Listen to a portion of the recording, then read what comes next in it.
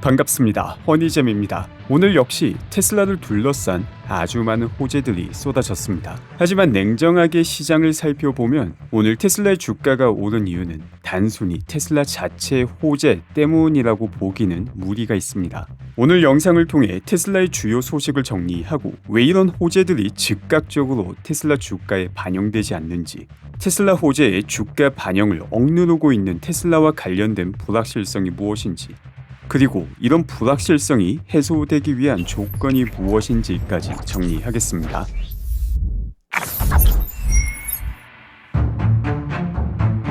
첫 번째로 살펴볼 내용은 FSD 버전 14.3.1입니다. 버전 14.3이 풀린 지 며칠 되지 않았는데 바로 14.3.1이 배포가 되었습니다. 소우여님께서 실제 주행 영상을 X를 통해서 공유해 주셨는데 상당히 많은 개선점이 확인되었으며 모든 면에서 완벽하지는 않지만 충분히 대규모 배포를 할 수 있는 수준에 도달했습니다.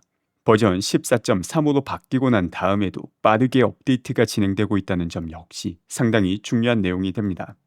지금 시점에서 가장 중요한 내용은 네덜란드에 배포되어 있는 FSD의 성능입니다. 일론 머스크가 14.3과 똑같은 성능이다 라고 밝혔는데 FSD의 성능 자체도 상당히 인상적이지만 네덜란드의 도로 상황 역시 상당히 충격적입니다. 정말 좁은 도로에서 마주오는 트럭을 아슬아슬하게 피하는 장면도 볼 수 있으며 이 좁은 도로를 자전거와 공유하며 거의 고개 주행을 하는 모습을 볼 수 있습니다. 자전거 전용 차선이 따로 있는 게 아니라 자동차와 자전거가 똑같은 차선을 사용하면서 왔다 갔다 하는 엄청난 장면을 목격할 수 있습니다. 그리고 이 모든 주행은 사람보다 더 안정적으로 자율주행을 통해서 진행이 되고 있습니다. 그 밖에 사이렌 소리를 인지하고 다가오는 차량에게 길을 양보해주는 모습도 볼 수 있습니다. 네덜란드 같은 경우 지금 자율주행이 시작된 것만 해도 엄청나게 충격적인데 사이렌 소리에 반응하는 차량을 보고 운전자분께서 과격하게 놀라움을 표현하는 것도 들을 수 있습니다. 또한 테슬라 FSD가 역광에 약하다라는 이야기가 나오는 경우도 있지만 역광이 비치는 환경에서도 상당히 오랜 시간 동안 전혀 문제없이 주행하는 모습을 확인할 수 있기도 합니다. 그렇다고 FSD가 모든 상황에서 완벽한 것은 아닙니다. 지금 영상 역시 네덜란드 영상인데 상당히 붐비는 교차로에서 적절한 타이밍에 앞으로 나가기 위해서 대기하고 있는 모습을 볼 수 있습니다.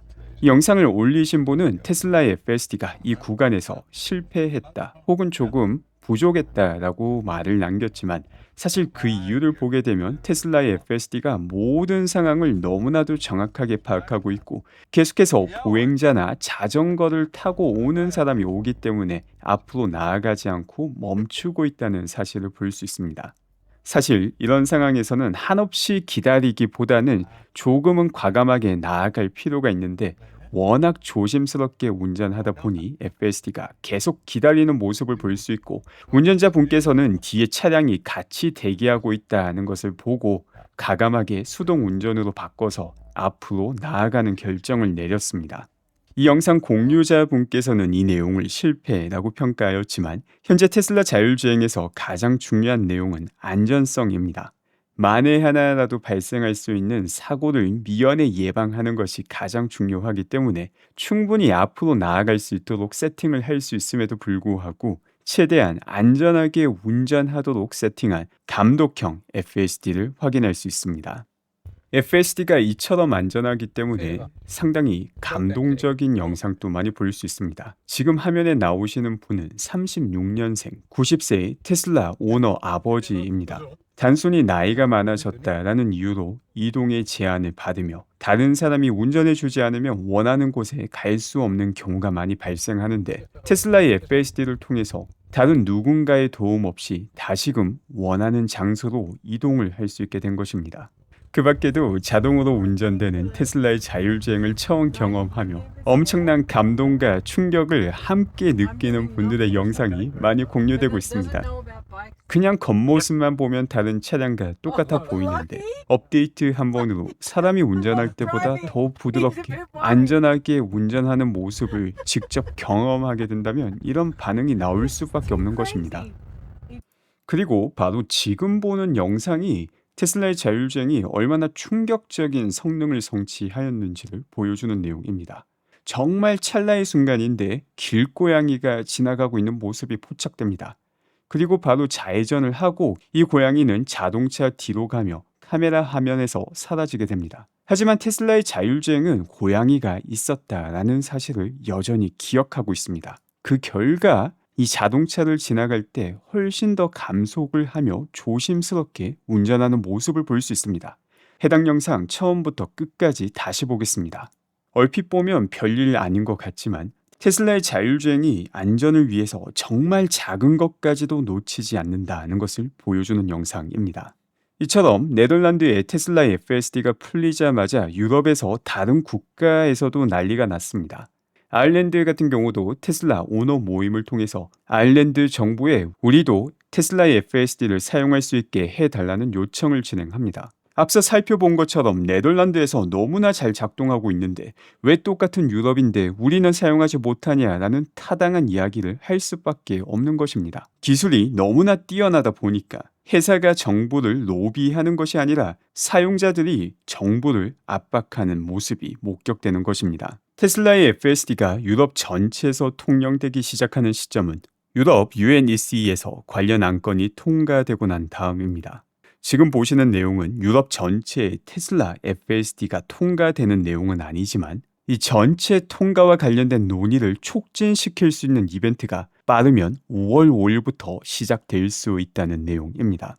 자동차가 사람 대신 운전을 하는 세상, 그리고 이 기술이 거의 전 세계에서 사용이 가능한 세상, 어떻게 보면 상당히 먼 미래 이야기 같지만 벌써 현실이 된 것입니다.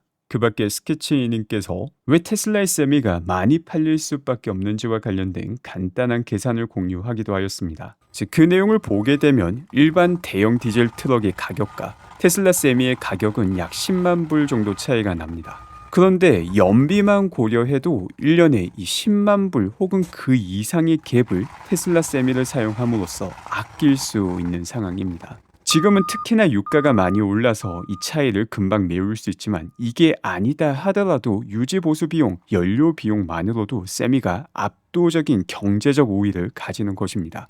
그리고 여기서 중요한 내용은 이는 자율주행을 전혀 고려하지 않아도 운영 비용만으로도 테슬라의 세미가 엄청난 우위를 가지고 있는데 테슬라의 세미는 자율주행에 필요한 모든 카메라가 벌써 장착되어 있습니다. 자율주행을 위해서 만들어진 게 테슬라 세미라는 것입니다. 똑같이 사람이 운전한다 하더라도 압도적인 경쟁력을 갖추고 있는데 여기에 더불어서 자율주행까지 함께 하게 된다면 물류산업 전체 흐름이 크게 바뀌게 되는 것입니다. 이처럼 경제적 요인 때문에 일반 차가 아닌 전기차를 선택하는 흐름은 지금 또 가속화되고 있습니다. 소이어님이 공유한 해당 자료를 보게 되면 호주 같은 경우 테슬라 중고차의 판매량이 폭증하고 있다는 걸 볼 수 있는데 최근 유가 상승으로 인해서 일반 차량이 아닌 전기차를 선호하는 소비자들이 급증한 결과입니다. 여기에 더불어서 테슬라는 보험 업데이트를 진행합니다. FSD를 사용할 때 모든 운전 점수가 100점으로 매겨지게 되며 이 점수에 따라서 운전자의 보험료는 내려가게 됩니다. 이 혜택은 미국 일부 주에서 테슬라 보험을 사용하는 고객 혹은 미국 일부 주에서 해당 정책이 시행되는 레모네이드 보험을 사용하는 고객들에게 적용이 되게 됩니다. 그리고 바로 이 FSD 보험료 인하 덕분에 FSD 월구독 이상의 보험료를 아끼는 사람들 역시 계속 확인할 수 있습니다. 해당 글을 공유해 주신 사이버캣님 같은 경우 FSD 덕분에 6개월간의 보험료를 $749 절약할 수 있었다라고 밝히고 있습니다. 6개월간 거의 $750를 절약하는 것이기 때문에 사실 매월 $100 이상의 보험을 절약하게 되는 것이고 FSD를 구독한다 하더라도 구독료 $100를 아끼는 것에서 끝나는 게 아니라 오히려 돈을 더 아낄 수 있는 상황이 된 것입니다. 이처럼 테슬라에서는 정말 세상을 바꾸는 기술, 눈으로 확인할 수 있고 통계로 검증 가능한 기술과 성취와 관련된 내용을 거의 매일마다 확인할 수 있습니다.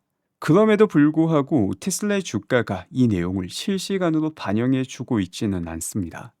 바로 그 이유가 불확실성 때문입니다.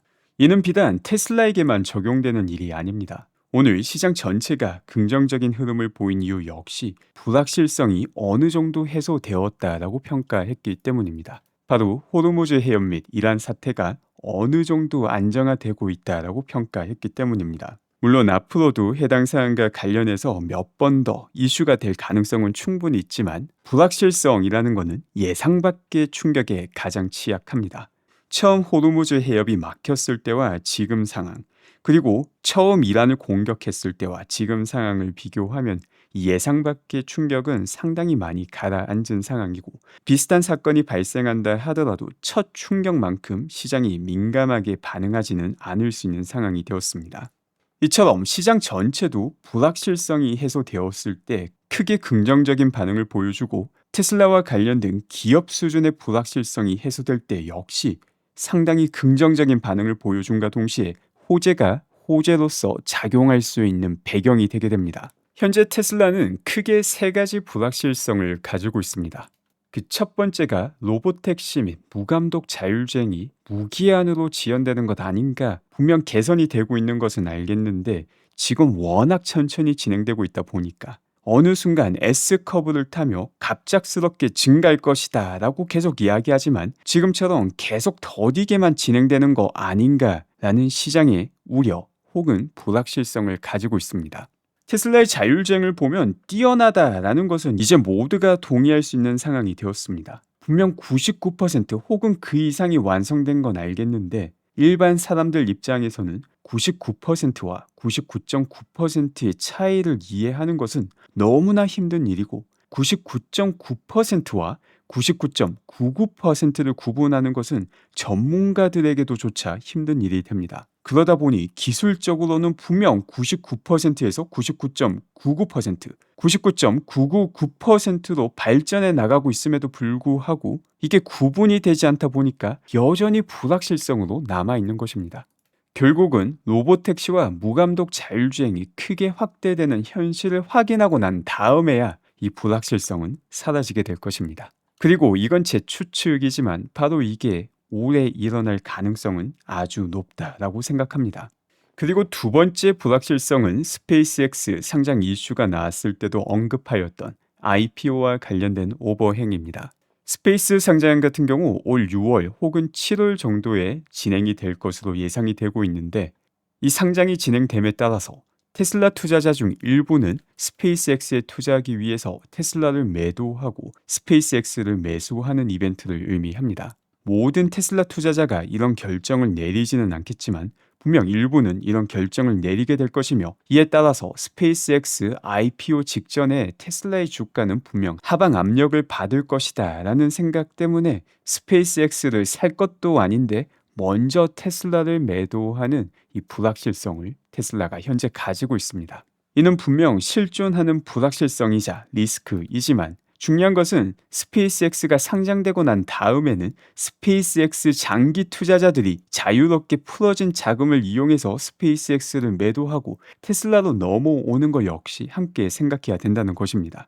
스페이스X 상장과 관련해서 테슬라는 분명 높은 변동성을 보여줄 것이고, 또 다양한 가능성에 대한 예측을 통해서 단기 베팅을 하는 경우도 분명 있겠지만, 이 모든 혼란이 끝나고 난 다음에 테슬라로 넘어오는 자금은 빠져나가는 자금보다 높을 가능성도 충분히 있다는 것이 중요합니다. 그 중간 과정의 변동성을 견디는 것 혹은 이를 바탕으로 베팅하는 것, 이는 개인 투자자의 철학에 따라서 결정될 내용입니다.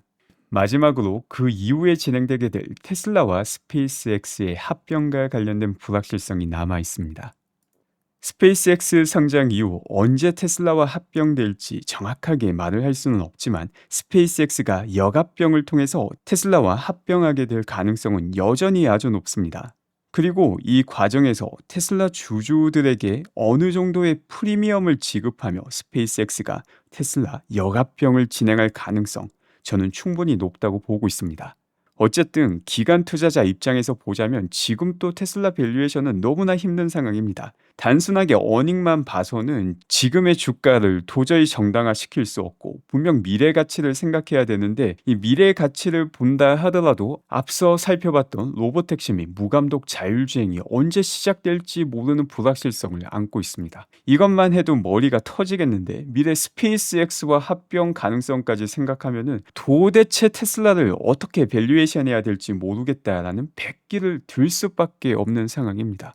그러다 보니까 이 밸류에이션과 관련된 어려움, 여러 가지 미래에 어떤 결정을 내릴지 모르겠다는 불확실성 때문에 기관 투자자는 테슬라를 디스카운트 할 수밖에 없는 상황입니다. 그리고 이와 관련된 제 생각은 이처럼 기관 투자자가 테슬라를 회피할 때 조금 더 사놓는 게 분명 미래에는 이득이라는 것입니다. 특히 최종적으로 테슬라와 스페이스X가 합병되고 난 다음에 지금 이 시점을 돌이켜 보게 되면 지금 테슬라 한 주가 미래 합병 이후 2주 이상의 가치를 지닐 가능성, 저는 충분히 있다고 봅니다.